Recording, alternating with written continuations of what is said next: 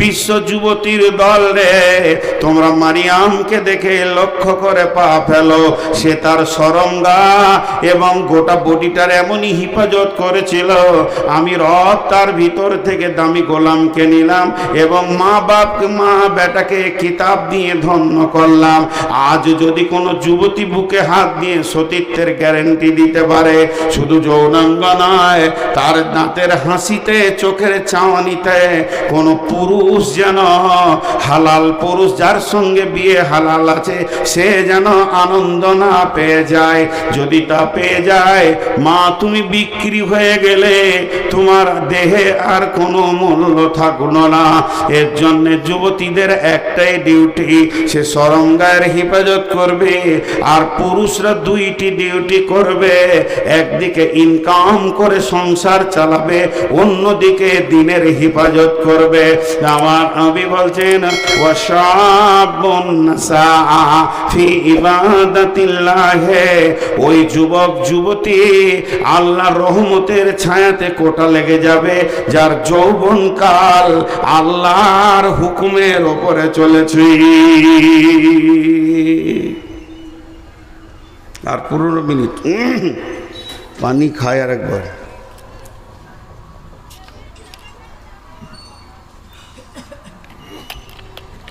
জি, number 3, ওয়ারাজুলুন কালবুহু মুআল্লাকুন বিল মাসাজিদি। আহা, বিরল বর্ডারে ঢুকেছি আমি, বাংলাদেশ, ওই রাধিকাপুর হয়ে দিয়ে সমস্ত পাসপোর্টের কাজ হয়ে গেল, ভোগ লেগেছে, একটা হোটেলে গেলাম। তো বলছে কি খাবেন? আমরা ছোট মাছ আছে, আমরা বলি ছোট মাছ, ওরা বলে গুঁড়া মাছ। তো গুঁড়া মাছ আছে, তোলা আছে, দাও 1 প্লেট, দুজন আছি আমরা, 2 প্লেট দাও। তো আলুর সঙ্গে রান্না করেছে। তো টোটালটা যদি 200 গ্রাম ওজন হয়, যে তরকারিটা দিয়েছে 100 গ্রাম ওজন হবে, তো মোটামুটি 100 গ্রামে 98 গ্রাম আলু আর 2 গ্রাম মাছ। তা আমি হোটেলওয়ালাকে বলছি, মাছে আলু না আলুতে মাছ, আপনি হিসাব করেন। বলছে হুজুর আপনাকে তো পারা যাবে না। বলো না, মাছে আলু হতে পারে, 1-2টা আলু দিলেন, কিন্তু আপনি আলুতে মাছ দিয়েছেন। আমি তো আলু চাইনি ভাই, আমি মাছ চেয়েছি, আপনি দাম নেবেন। জি, 1 লিটার দুধে 9 লিটার পানি, তাহলে দুধে পানি না পানিতে দুধ? পানিতে দুধ। আর 9 লিটার দুধে যদি 1 লিটার পানি, তাহলে দুধে পানি। তো আমাদের জীবনটা হবে মসজিদওয়ালা দুনিয়া, কিন্তু হয়ে গেছে দুনিয়াওয়ালা মসজিদ। মসজিদে ঢুকছি আধা ঘন্টা, আধা ঘন্টার মধ্যে 30 মিনিট, 30 মিনিট, প্রতি মিনিটে 60টা সেকেন্ড আছে, 5 মিনিট আল্লাহকে মনে পড়ছে, বাকি 29 মিনিট 55 সেকেন্ড দুনিয়াতে মনটা পড়ে আছে। তাহলে মসজিদটা দুনিয়াওয়ালা মসজিদ হলো। আর আমার রসুল বলছে তোমার দুনিয়াটা মসজিদওয়ালা হয়ে যাক। তুমি মাঠে কাজ করবে, কিন্তু তোমার দিল পড়ে থাকবে মসজিদে। তুমি মার্কেটে থাকবে, হঠাৎ চমকে উঠবে, কিরে বাবা আজান হলো নাকি? খরিদ্দারের সঙ্গে কথা বলি, আজান হলো না কিরে বাবা, মসজিদ যেতে হবে। হ্যাঁ, এমন মার কাট কাজ, ধান কাটো, ধান নিয়ে চলো, ধান বাও। সারাদিন যেন শ্বাস ফেলার সময় নাই। ভোরবেলায় বেরিয়ে গেছি, জোহরের আজান শুনে মাঠে নামাজ সেরে নিয়েছি, সালাম ফিরে আবার কাজে লাগ, চল চল চল। বাড়ি থেকে খাবার গেল, খেয়ে নিলাম।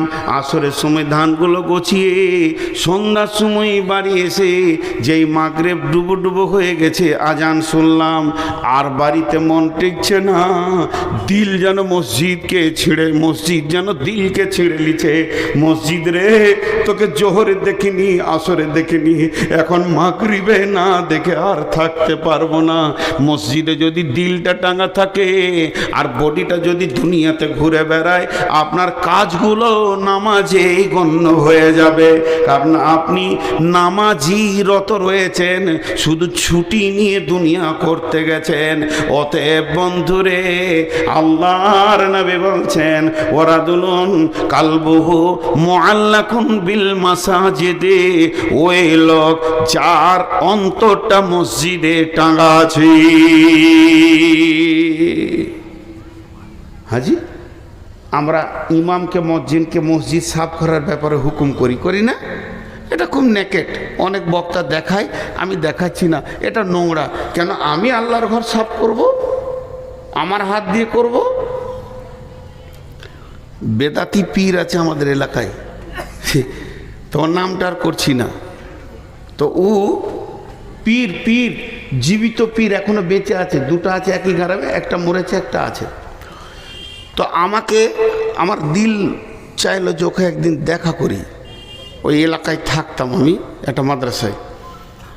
তো ভদ্রলোক এত হার্ড আরবি জানে, আবার ইঞ্জিনিয়ার, ইংল্যান্ড থেকে পাস করা ইঞ্জিনিয়ার, পীর ইংল্যান্ড থেকে পাস করা ইঞ্জিনিয়ার, আর এত হার্ড আরবি জানে যে ও আরবি বলবে তার আপনি ডিকশনারি ছাড়া তর্জমা করতে পারবেন না। ভদ্রলোক এত শিক্ষিত, কিন্তু ওই এহরামের মতো একটা কাপড় নিচে পরে আছে আর একটা গায়ে দিয়ে আছে। ওর একটা মুরিদকে বললাম, তোর পীরকে দেখাবি না একবার? বলে চলেন, নিয়ে গেল। তো আমি মসজিদের দরজায় দাঁড়িয়ে আছি, ঘন ঘন ঘড়ি দেখছি, মানে 40 মিনিট পরই আমার বাস, 40 মিনিট পরেই বাস। বলছে আপনি দাঁড়ান, আমি পীর সাহেবকে ডেকে আনি। ভিতরে গেল, তো দেখছি ওই রকম এহরাম হালাতে আসছে, কিন্তু মাথা ঢাকা মেয়েদের মতো এইদিকে ঘুরে নিয়েছে।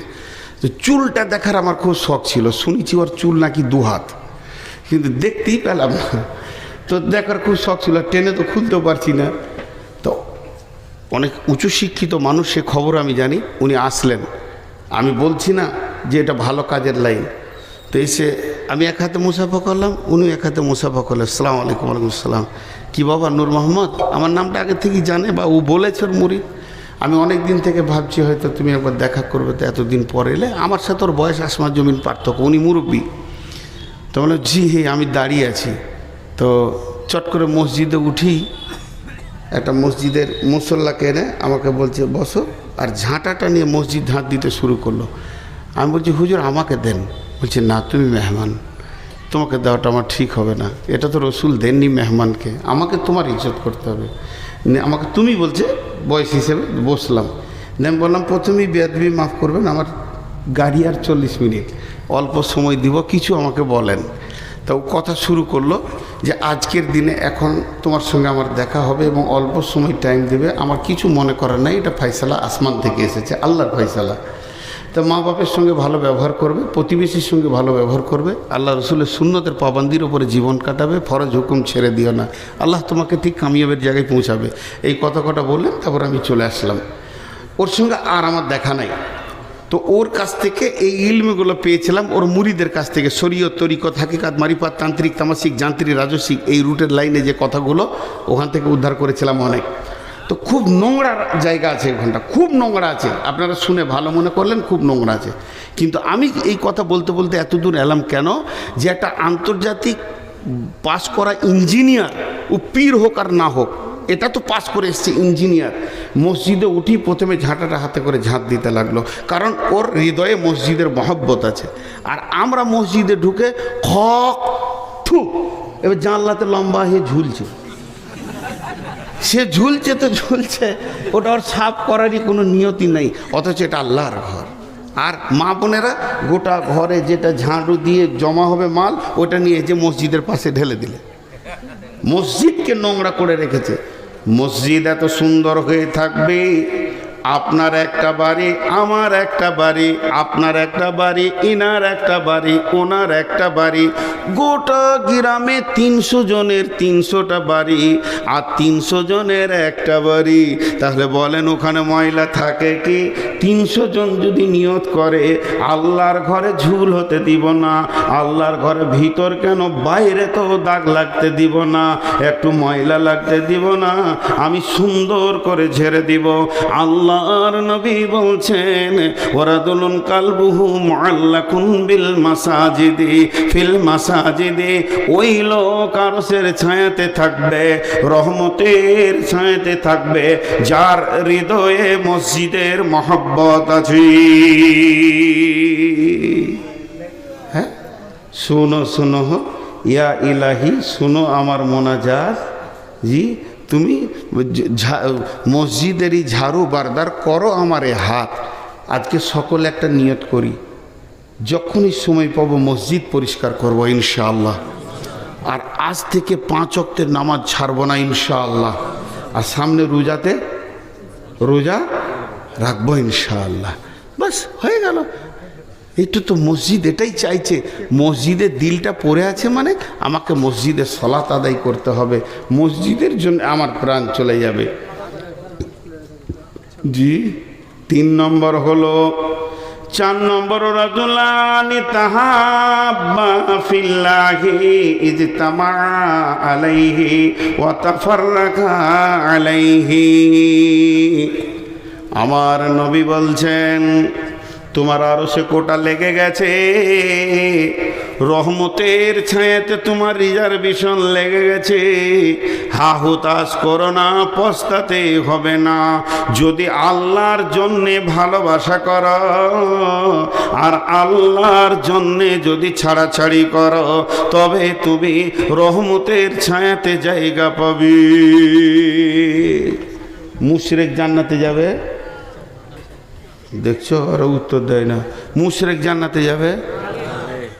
মাদানী সাহেব চুপ করে আছে, আর এরা বলছে না যাবে না। কে বলে যাবে না? শিরক একটা বিষয় করা যায়, মহব্বতের, মহব্বতকে ভাগাভাগি করা যায়। আমি আব্বাকে ভালোবাসি, মাকে ভালোবাসি, সন্তানকে ভালোবাসি, বিবিকে ভালোবাসি, আলেম ওলামাকে ভালোবাসি, আল্লাহকেও আমি ভালোবাসি। ভালোবাসা এমন একটা ইবাদত, আল্লাহ কোরআনে বলেছেন হে মুসলমান কুল ইন্নামা আনা কুলি ইজা কুল ইন্নামা আনা বাসারুম মিসলুকুম ইউহা ইলাইয়া আন্নামা ইলাহুকুম ইলাহু ওয়াহিদ ফামান কানা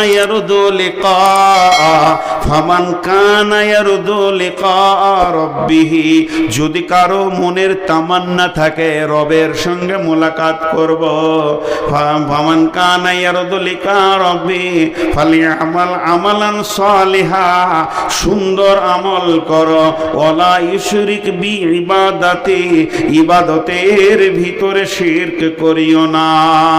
আমি মালদান করলাম আব্বার নামে, মালদান করলাম মায়ের নামে, মালদান করলাম বোনের নামে, ভাইয়ের নামে, আমি আল্লাহর হস্তে আল্লাহকেও মাল দিয়ে দিলাম।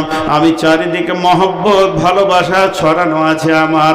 অতএব বন্ধুরে, মানুষকে ভালোবাসবো আমি আল্লাহর জন্যে, এবং মানুষের সঙ্গে আমার ছাড়াছাড়ি হবে আল্লাহর জন্যে। আল্লাহর যে দুশ্মন সে আমার দুশ্মন, নবীজির দুশ্মন আমার দুশ্মন, কিন্তু ওই দুশ্মনের সঙ্গে আমার আপোষ থাকবে না। আল্লাহর মহব্বতে আমি মহব্বত করব। তো বিশ্ব নবী বলছেন তোমার একটা কোটা ওই আরশের ছায়া, রহমতের ছায়াতে লেগে গেছি।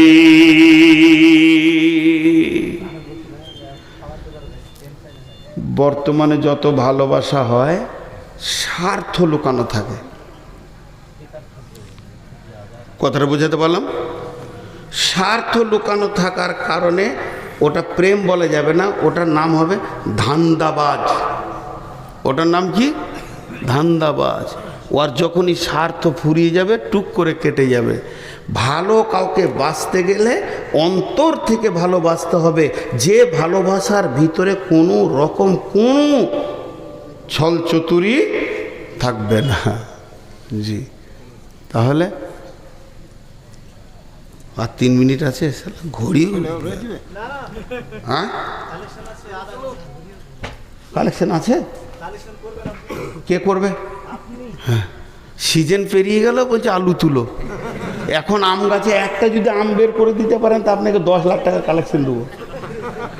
না, এটা ভুল হয়ে গেল, 12 মেশি গাছে থাকতে পারে। অনেক আছে আপনার বাড়িতে আছে জি, অনেক গাছে থাকে আমার বাড়িতে। ভাবছেন যে আবার মূল উঠবে, তা আবার চাইবে, তাহলে পেঁচিয়ে দিব আপনার জন্য পেছখানে হবে। আল্লাহ রসুলের পরে বলছেন 5 নম্বরে বলছেন রাজুলুন দাতুহু ইমরাতুন দাতা মানসিবিন ওয়া জামালিন ফাকালা ইন্নী আখাফুল্লাহ। এরা উঠছে কেন? ও ভাই যারা যে কটা যেছেন পয়সা দিয়ে যান, ওই পয়সা দিয়ে যান। আল্লাহ আমাকে কেন মমতাজুল করলে না? ওরই দাম বেশি রয়েছে এখন মার্কেটে।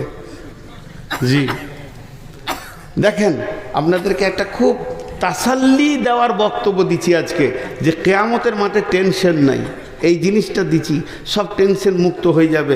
মা বোনেরা নাকেরগুলো কানেরগুলো খুলে দিয়ে পাঠিয়ে দেন। আমি যে তাসাল্লির বক্তব্য আজকে দিচ্ছি, অন্তত খুশি হয়ে আপনাদের বেশি দান করা উচিত।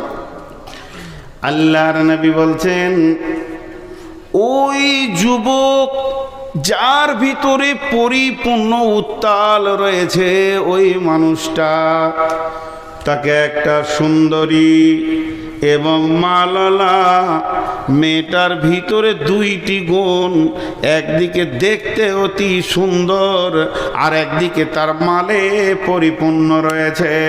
সে কিন্তু তোমাকে হাতছানি দিচ্ছে, এসো এসো। তখন যুবক ওকে উত্তর দিচ্ছে, যুবতী রে, তোমার কাছে সমস্ত মালের স্বাদ আমার জানা আছে, প্রয়োজনও আছে, মধ্যখানে একটা প্রাচীর রয়েছে যেটাকে টপকাতে পারছি না। ইন্নী আখাফুল্লাহ, আমি আল্লাহকে ভয় করি। এর জন্য মুআজ বিন জাবালকে আল্লাহর নবী 10টা ওসিয়ত করেছিলেন। ওয়ান মুআজ বিন জাবাল রাদিয়াল্লাহু তাআলা আনহু قال আওসানি রাসূলুল্লাহ সাল্লাল্লাহু আলাইহি ওয়াসাল্লাম বিআসরি কালিমাতিন, যে 10টা ওসিয়ত করেছিলেন, শেষ কথাটা ছিল, মুআজ রে, তোমাকে লাখ কথার এক কথা, কোটি কথার এক কথা বলছি, পৃথিবীর যে কোনো কোণে থাকো না কেন, ও আখিফুহুম ফিল্লাহ, আল্লাহর ভয়কে সঙ্গে করে রাখিও। তোমার সঙ্গে যদি আল্লাহর ভয় থাকে, পৃথিবীর কোনো গুনাহ তোমাকে স্পর্শ করবে না, তোমার কাছেও কোনো গুনাহ আসবে না। এবং আল্লাহর রাসূল তার সাথীকে বলেছিলেন, হিজরতের সাথী ছিলেন আবু বকর, লা তাহজান ইন্নাল্লাহা মা'না। আবু বকর রে, আমার আর তোমার সঙ্গে আল্লাহ রয়েছে। যদি কোনো যুবক বা যুবতী এটা মনে করে আমার সঙ্গে আল্লাহ আছে, ওর দ্বারা কোনো গুনাহ করা সম্ভব হবে না। তাই আমার নবী বলছে, হে যুবক, হে যুবতী, তুমি যদি নিজেকে লুচ্চামি থেকে বাঁচাতে পারো আল্লাহর ভয়ে, তাহলে আল্লাহর রহমতের ছায়াতে তোমার কোটা লেগে গেছে।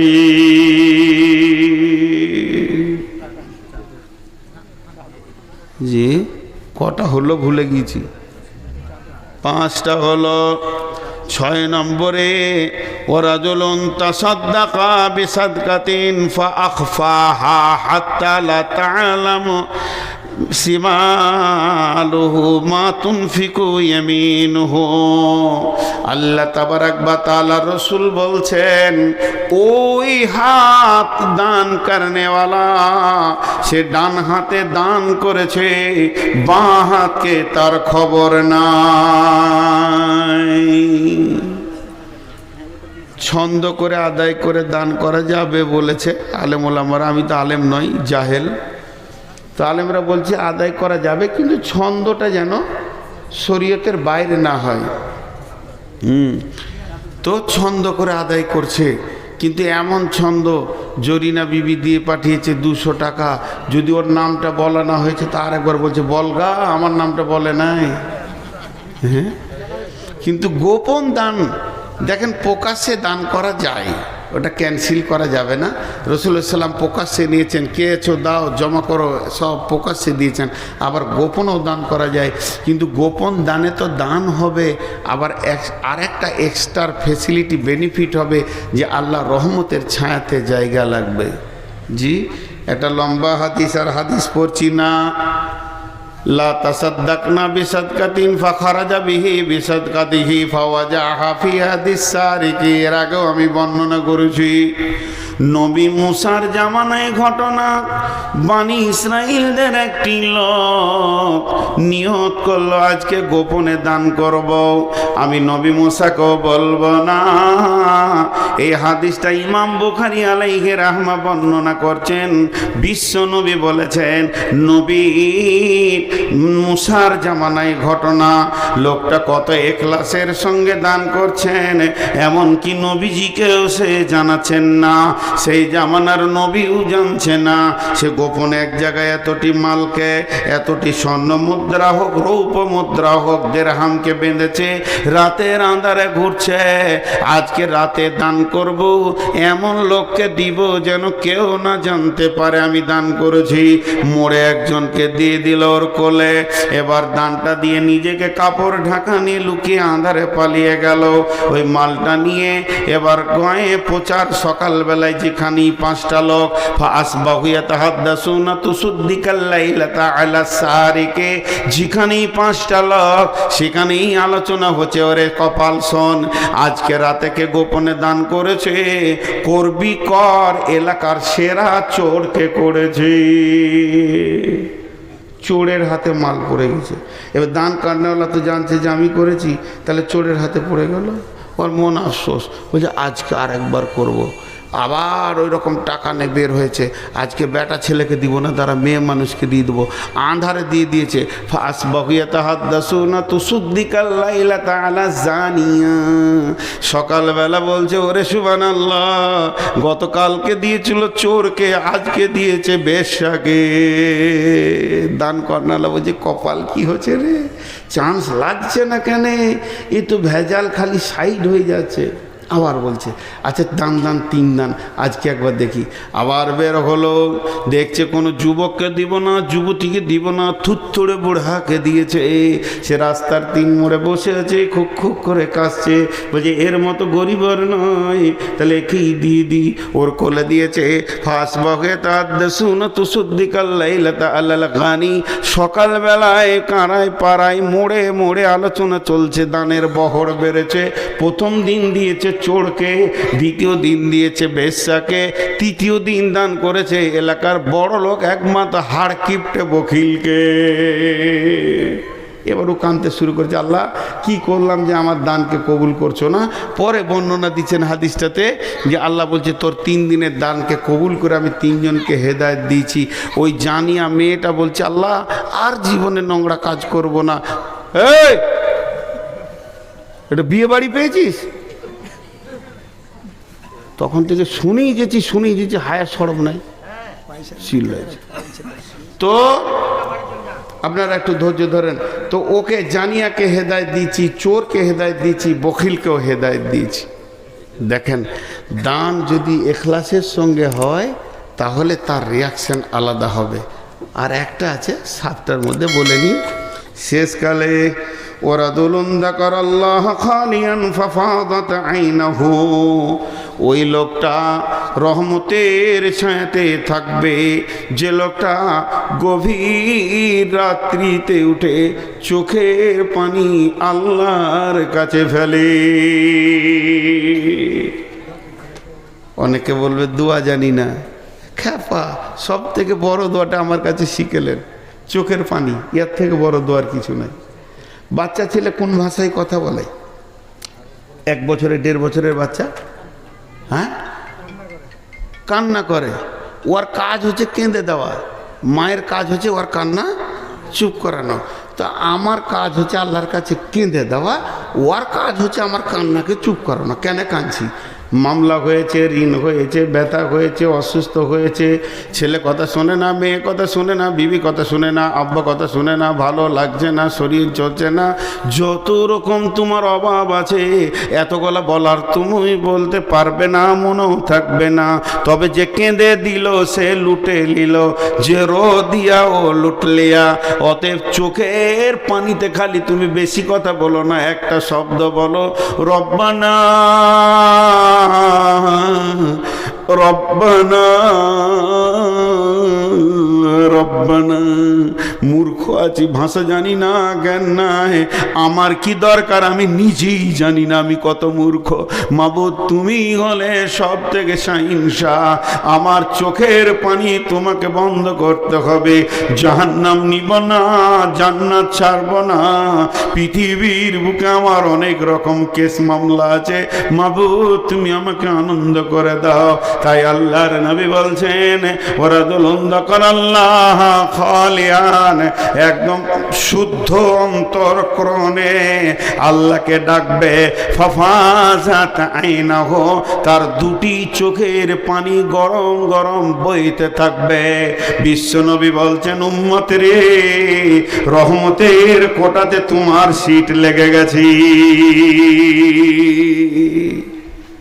ভাই, যতটি লোক বসে আছেন, আমার কথা যখন 1.5 ঘন্টা শুনতে পেরেছেন, তা আমার 1.5 মিনিটের একটা কথা শুনেন।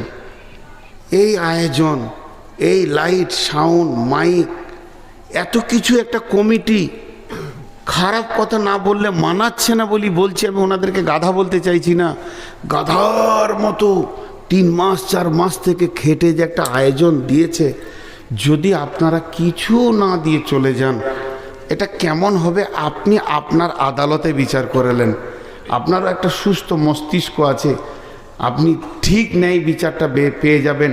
আপনার বিবেক আপনাকে বলবে